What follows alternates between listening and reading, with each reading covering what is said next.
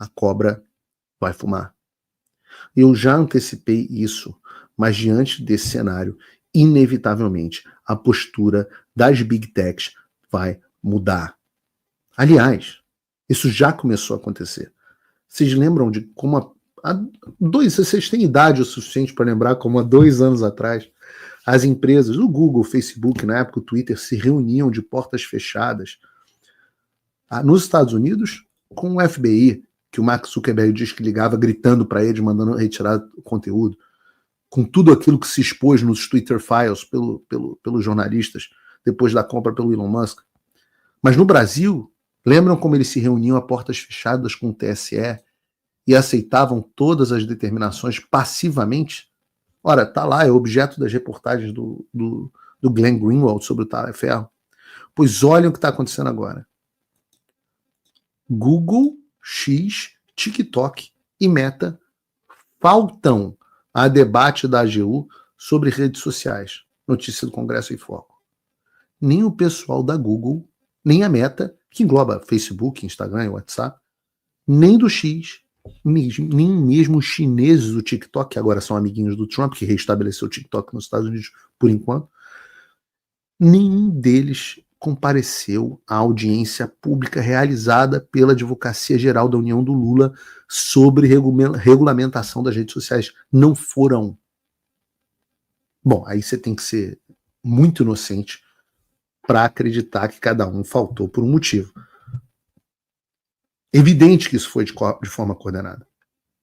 O Mark Zuckerberg da Meta, o Sundar Pichai do Google e, evidentemente, o Elon Musk do X, estavam todos eles na posse do Trump.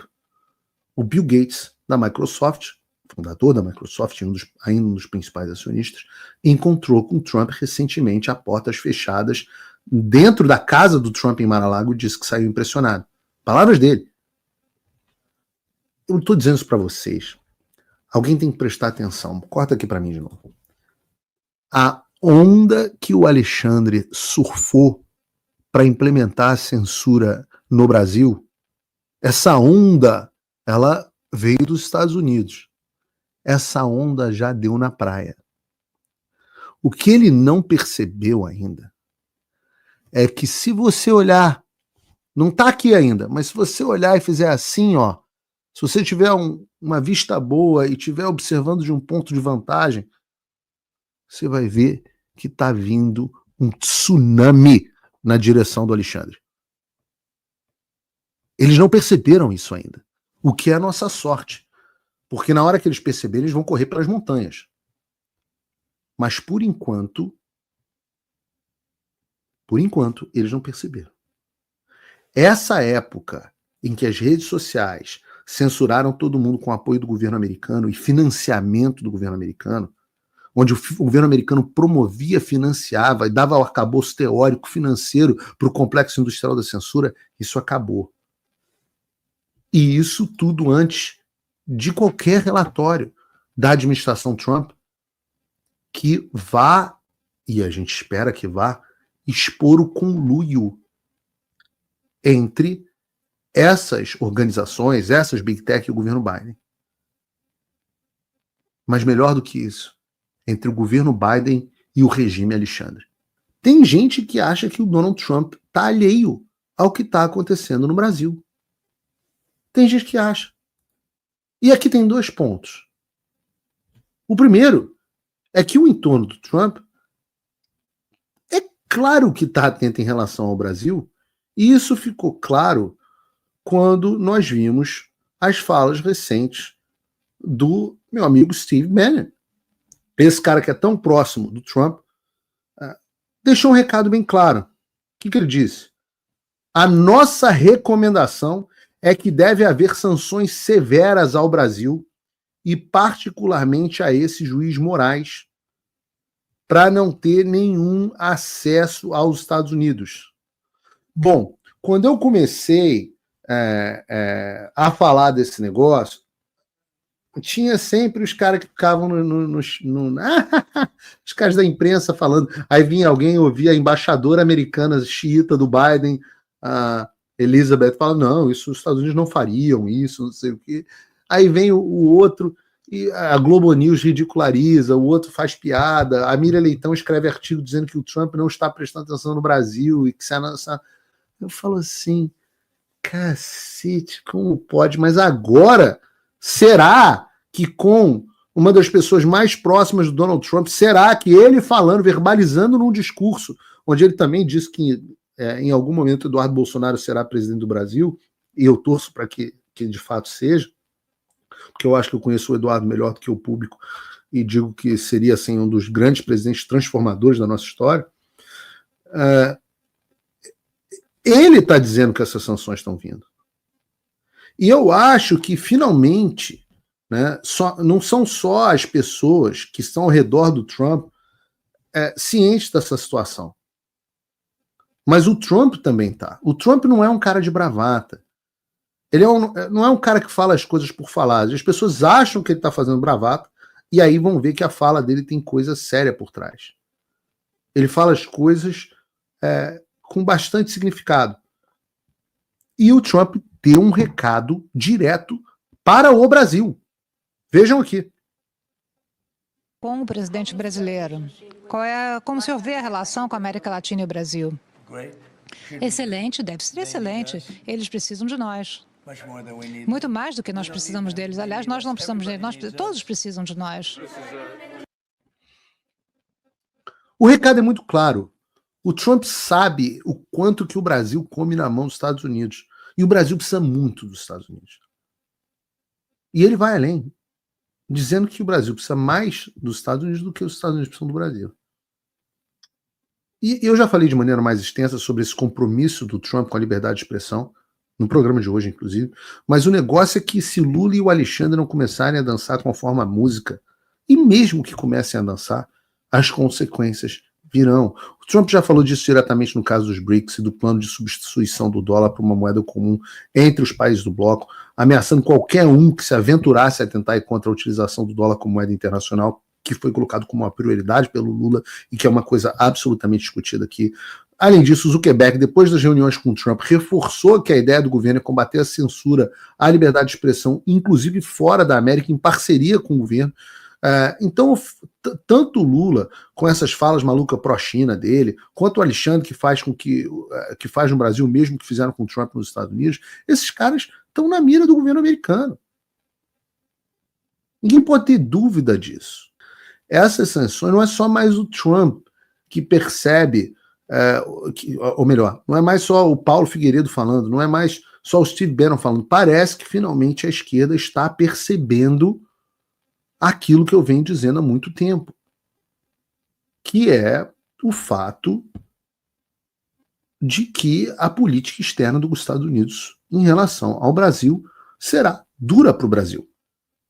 Aquilo que ridicularizavam há um tempo, hoje é realidade. Realidade, inclusive, dentro da esquerda. Você pode botar o vídeo do embaixador, Bruno, no UOL, falando a respeito desse assunto? Eu acho que nós estamos entrando no momento mais delicado da política externa do governo Lula.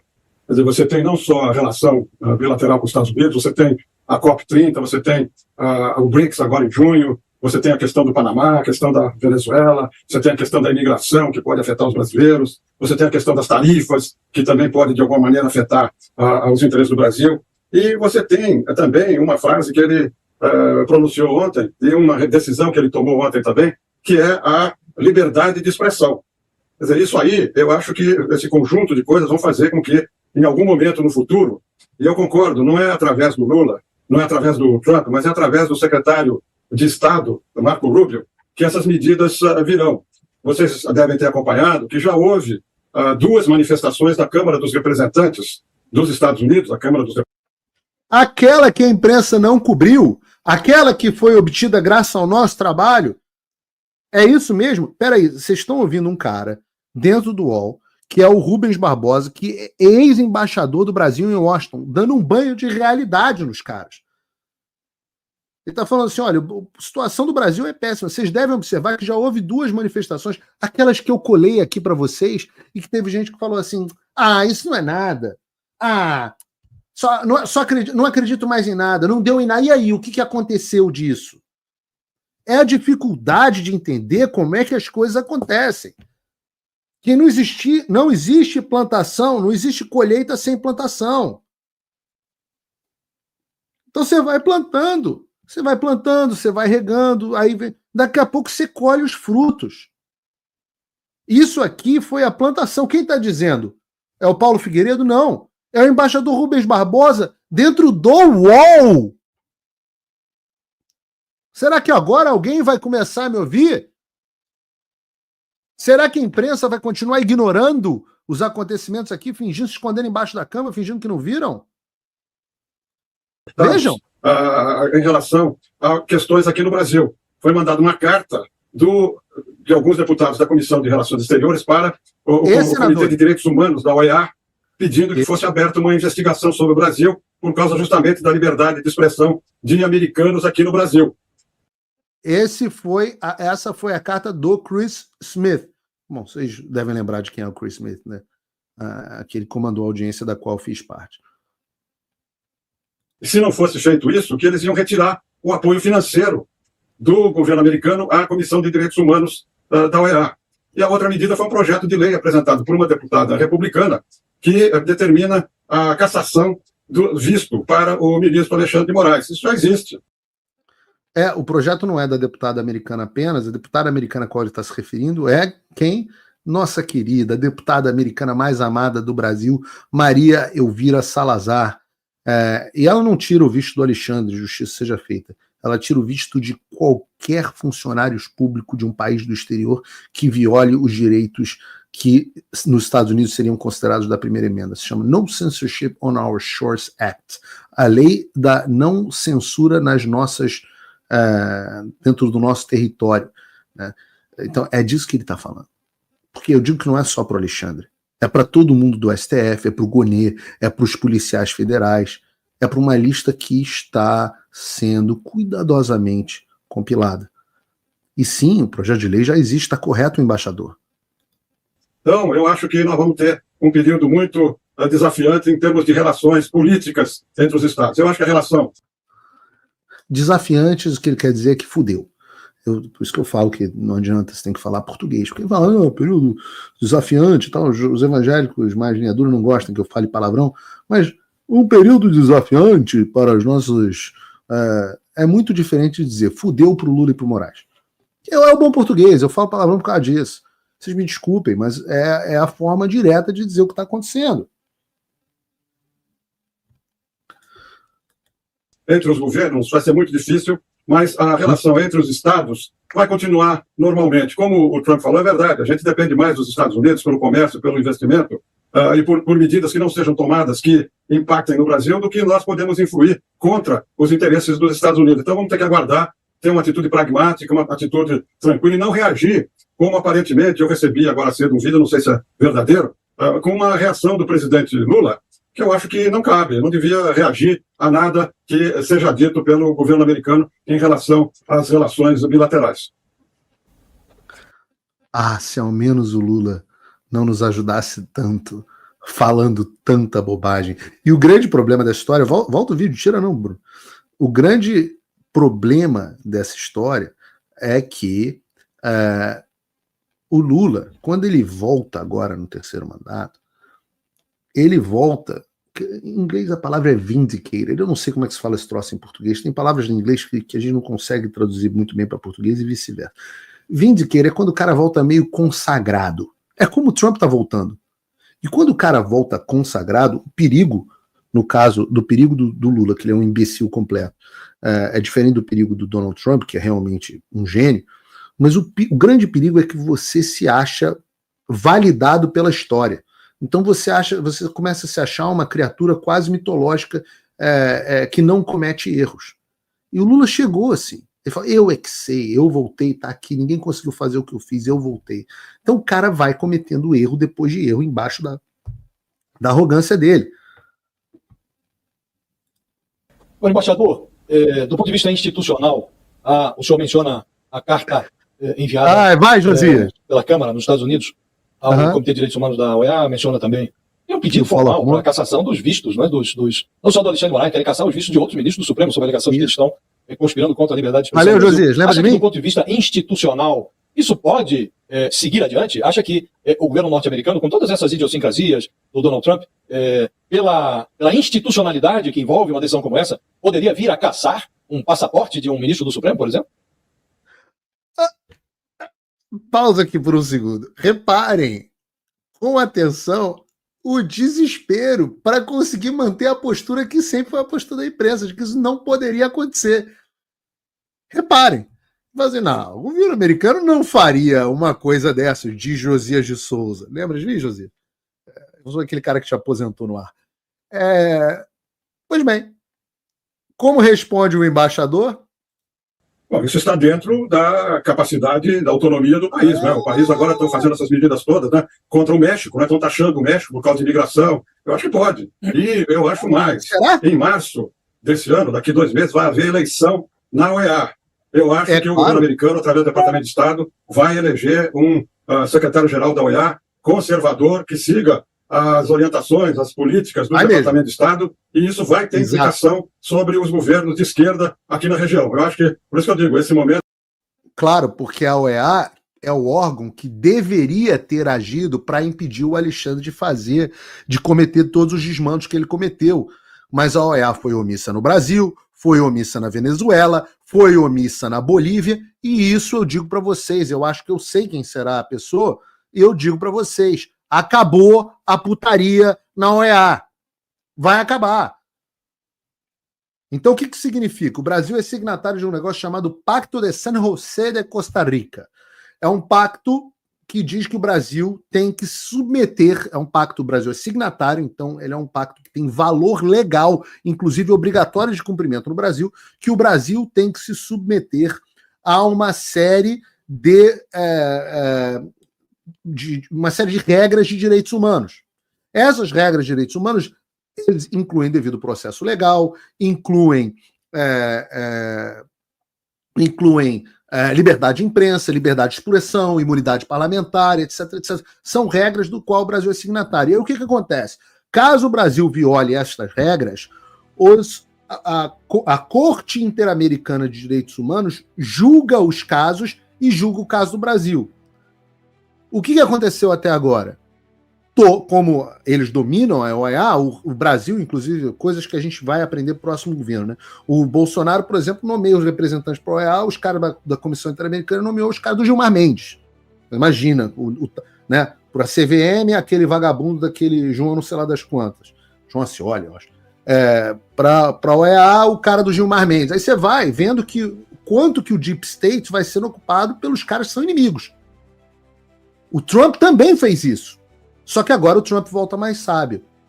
Só que é o seguinte, o que acontece? Já existe, eu acho que quase uma centena, pelo menos dezenas de ações do Brasil e de brasileiros como eu entrei com uma gigante com a Carla Zambelli em novembro de 2022, dentro da Comissão Interamericana de Direitos Humanos. Aí todo mundo fica falando, mas Paulo, você vai, não dá em nada, não dá em nada. Vocês estão vendo aonde que a gente quer chegar? Você tem certeza que vai dar alguma coisa? Não. Mas você planta, do mesmo jeito que você que é agricultor, você planta, você não sabe se a semente vai dar fruto. Mas você planta, você sabe que se você não plantar, não vai dar fruto. Agora, com carta do Congresso, vocês estão entendendo a plantação que vem sendo feita? Tem gente que só vai acreditar na colheita, mas a plantação está sendo feita. O embaixador está explicando para vocês. Não acredita em mim, não acredita no cara de esquerda dentro do UOL. Nós estamos vivendo, talvez seja o momento mais delicado da política externa brasileira nesse governo atual. E há muito tempo que nós vamos precisar de atitudes profissionais do Itamaraty, não respostas ideológicas e respostas partidárias. A situação é muito complicada, afeta a todo mundo, e o Brasil terá muito a perder se abrir um flanco, né, de oposição ao governo americano. O Brasil já abriu, embaixador, um flanco de oposição. O Brasil já abriu um flanco de oposição. Esse flanco foi o Brasil surfou na onda e se tornou o grande expoente da política que foi derrotada no mundo.